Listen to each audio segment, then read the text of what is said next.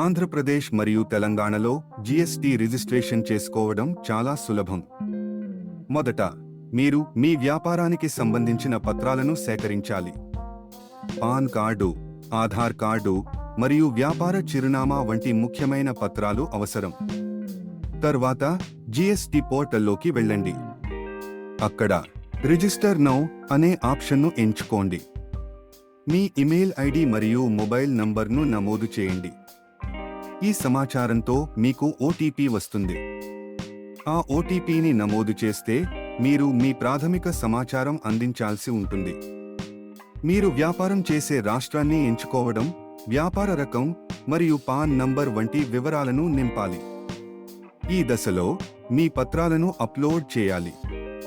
అప్పుడు మీ దరఖాస్తు సమర్పించండి. మీరు దరఖాస్తు సమర్పించిన తర్వాత జీఎస్టీ అధికారికులు మీ సమాచారాన్ని పరిశీలిస్తారు. ఇది కొంత సమయం తీసుకోవచ్చు, కానీ మీ దరఖాస్తు ఆమోదించబడిన తర్వాత మీకు జీఎస్టీ సంఖ్య అందించబడుతుంది.